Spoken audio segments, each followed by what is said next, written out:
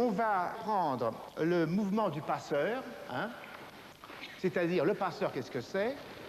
C'est quelqu'un qui, sur un bateau plat, va voyager sur une rivière avec peu de fond et avec un bâton. Mais on ne va pas prendre ce bâton-là, vu qu'il est trop petit. Alors, le mouvement, on va le faire ensemble si vous voulez.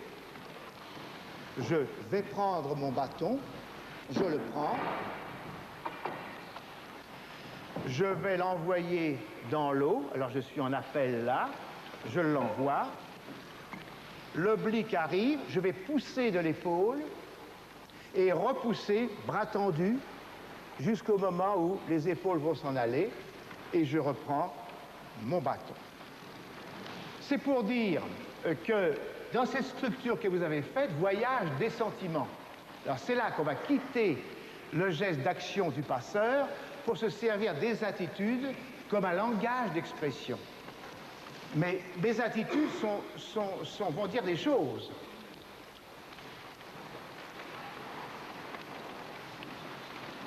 Donc j'ai perdu mon action pour une indication, d'abord. Évidemment, je dis ici, non, reste tranquille. Ah bah, tu sais, les choses sont ce qu'elles sont. Non? Attention, stop!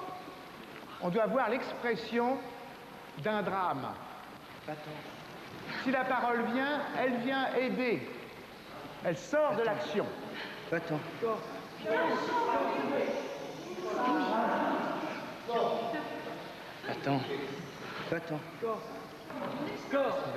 Plus tard. Attention.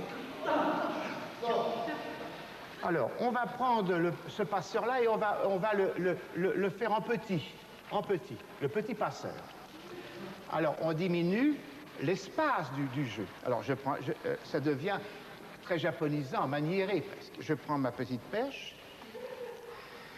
je la présente, je la lance, ça m'arrive là, j'assure le fond, je pousse une fois, je pousse deux fois. Mais le corps est en jeu toujours, hein, et j'enlève. On le justifie dramatiquement, ce niveau-là, hein? C'est très poli, hein? C'est comme si on faisait ça. Attention, là. Oh, madame, hein? Non, mais non, vous savez, là. Donc il y a une sorte de conversation avec quelqu'un d'autre. Perdez pas le circuit, hein? Attention, le corps est en jeu, les jambes sont en jeu. Non. Allez, on en parle plus tard.